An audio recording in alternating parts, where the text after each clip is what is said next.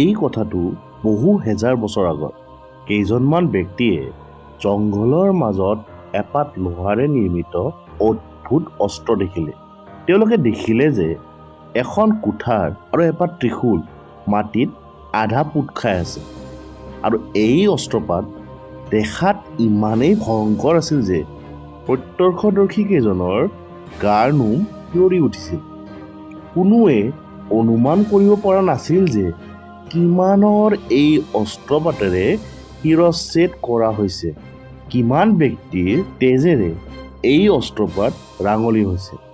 হেজাৰ বছৰ পুৰণি এই অস্ত্ৰপাতৰ ওপৰত ৰ'দ, বতাহ, বৰষুণ একোৰে চাপ পৰা নাছিল, যেন প্ৰকৃতিও এই অস্ত্ৰপাতক সমীহ কৰে।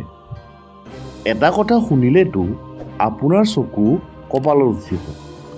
আজি পৰ্যন্ত কোনেও এই কুঠাৰখন কিমান তলত পোত খাই আছে তাৰ হিচাপ উলিয়াব পৰা নাই। বহু লোকৰ মুণ্ডচ্ছেদ কৰা এই কুঠাৰখনৰ অধিপতিজনে এই কুঠাৰখন এদিন ইয়াতেই পুতি ভগৱান শিৱৰ আৰাধনাত মগ্ন হৈ পৰে। আৰু এই অস্ত্ৰপাত চুৰ কৰিবলৈ বিচৰা ব্যক্তিসকল আজি জীৱিত নাই।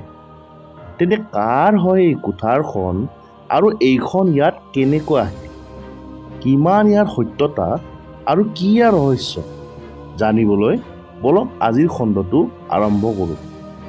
আমাৰ ৰহস্য চিৰিজৰ আগৰ খণ্ডকেইটা যদি আপুনি চোৱা নাই, সোঁফালে ওপৰত আৰু তলৰ ডেছক্ৰিপশ্যনত ইয়াৰ লিংকটো দি দিছোঁ, চাব পাৰিব।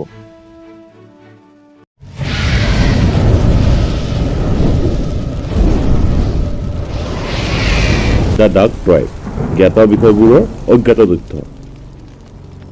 ঝাৰখণ্ডৰ ৰাজধানী ৰাঁচীৰ পৰা প্ৰায় 150 কিলোমিটাৰ দূৰত্বত এখন ঘন অৰণ্যৰ মাজত বাবা টাংগিনাথ ধাম অৱস্থিত।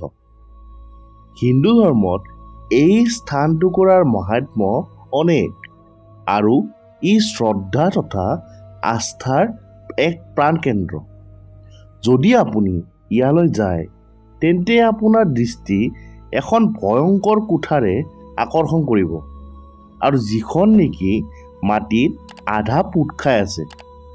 এই ভয়ংকৰ কোঠাৰখন আন কাৰো নহয়, ভগৱান পৰশুৰামৰ। আৰু প্ৰভু পৰশুৰামে এই কোঠাৰখন ইয়াতে পুতি ভগৱান শিৱৰ আৰাধনাত নিজকে সমৰ্পণ কৰিছিল। প্ৰভু পৰশুৰাম এজন ঋষিপুত্ৰ আছিল।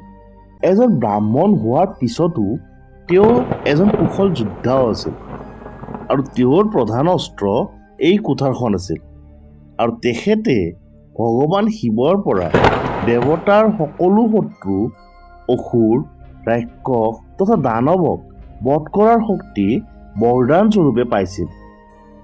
ভগৱান পৰশুৰামৰ কুঠাৰখন আকাৰত ইমানেই ডাঙৰ আৰু দেখাত ইমানেই ভয়ংকৰ আছিল যে ইয়াক দেখাৰ লগে লগেই সকলোৰে গাৰ নোম শিয়ৰি উঠিছিল।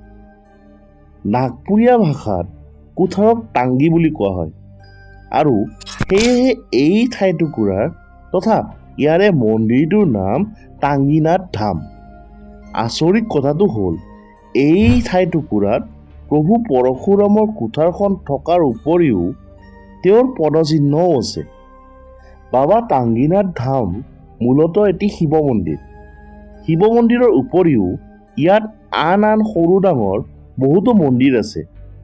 ইতিহাস তথা পুৰাতত্ত্ব দিশৰ পৰা এই মন্দিৰটোৰ মহত্ব অনেক।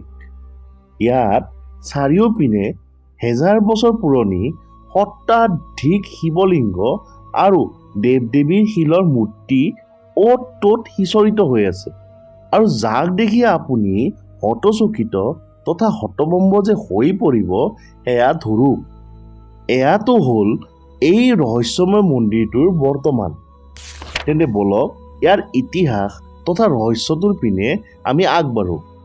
ৰামায়ণ কালত প্ৰভু শ্ৰীৰামে মা সীতাৰ স্বয়ম্বৰত দেৱাদিদেৱ মহাদেৱৰ হৰধনুখন ভাঙি মা সীতাৰ লগত বিবাহপাশত আবদ্ধ হৈছিল।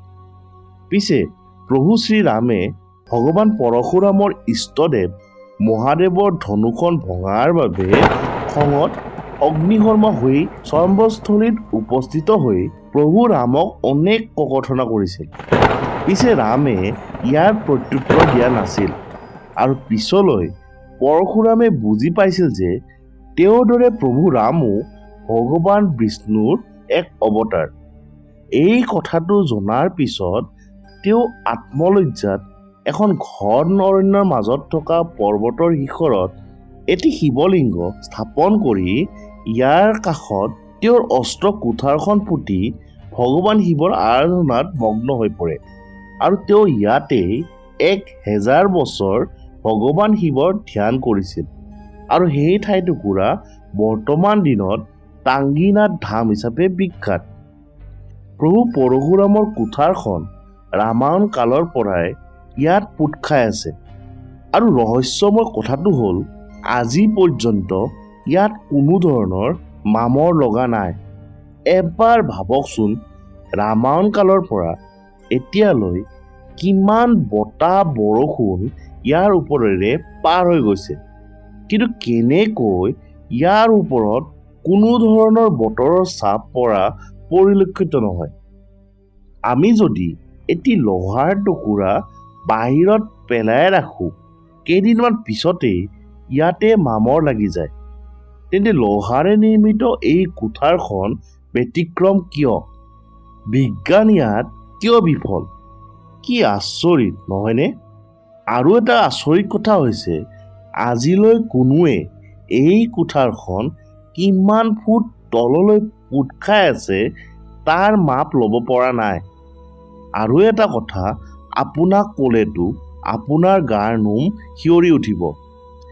এবাৰ লোহাৰ বা কমাৰ সম্প্ৰদায়ৰ কেইজনমান ব্যক্তিয়ে এই কুঠাৰখন কাটি ইয়াৰ পৰা লোহা উলিয়াব চেষ্টা কৰিছিল, কিন্তু আচৰিতভাৱে তেওঁলোক এই কামত সফল নহ'ল আৰু ইয়াৰে ঠিক কিছুদিন পিছতেই তেওঁলোকৰ পৰিয়ালৰ সদস্যসকলৰ এজন এজনকৈ অকাল মৃত্যু হ'ব আৰম্ভ হয় আৰু ইয়াৰ পৰা বাচিবলৈ সেই লোহাৰ সম্প্ৰদায়টো সেই ঠাই ত্যাগ কৰে। আৰু আচৰিত কথা কি জানেনে? আজিও কোনো ধৰণৰ লোহাৰ বা কমাৰ টাংগিনাথ ধামৰ 25 কিলোমিটাৰ ব্যাসাৰ্ধৰ ভিতৰত বাস নকৰে। কাৰণ হৈছে মৃত্যু ভয়, যেন তেওঁলোকৰ বাবে এয়া এক অভিশাপ। এই ৰহস্যবোৰৰ প্ৰতি লক্ষ্য ৰাখি পুৰাতত্ত্ব বিভাগে 1989 চনত এই ঠাইটুকুৰাত খনন কাৰ্য চলাইছিল আৰু সেই খনন কাৰ্যত হীৰা লগোৱা মুকুট, সোণৰ খাৰু, পিতলৰ বাকচৰ লগতে অন্যান্য বহু সা সম্পদ পোৱা গৈছিল। কিন্তু এদিন ৰহস্যজনকভাৱে এই খনন কাৰ্য স্থগিত কৰা হৈছিল। ইয়াৰ কাৰণ আজিও ৰহস্য। খনন কাৰ্যত পোৱা সা সম্পদ ডুমৰি থানাত ৰখা হয়, যি নেকি আপুনি আজিও গ'লে তাত দেখা পাব। কিন্তু কিহৰ বাবে এই খনন কাৰ্য বন্ধ কৰা হৈছে? প্ৰভু পৰশুৰামৰ লোহাৰে নিৰ্মিত কুঠাৰখন কিয় মামৰ নালাগে? কিয় কোনো কমাৰ ইয়াত বাস কৰিব নোৱাৰে? কি ইয়াৰ ৰহস্য? আপুনি কি ভাবে? আমাক তলত কমেণ্ট বক্সত কমেণ্ট কৰি জনাবচোন। আপোনাৰ বহুমূলীয়া সময় আমাক দিয়াৰ বাবে অন্তৰৰ পৰা অশেষ ধন্যবাদ। আজিৰ খণ্ডটোত যদি আপুনি আগতে নুশুনা বা নজনা কথা কিবা গম পালে, তেন্তে এই ভিডিঅ'টো আপোনাৰ প্ৰিয়জনৰ সৈতে শ্বেয়াৰ কৰিব। আৰু যদি আপুনি আমাৰ চেনেলটো এতিয়ালৈ ছাবস্ক্ৰাইব কৰা নাই, তেন্তে এতিয়াই ছাবস্ক্ৰাইব কৰি ন'টিফিকেশ্যন বেলটো দবাই দিব। তেন্তে আজিলৈ ইমানেই। অহা দেওবাৰে পুনৰ লগ পোৱাৰ প্ৰতিশ্ৰুতিৰে ধন্যবাদ।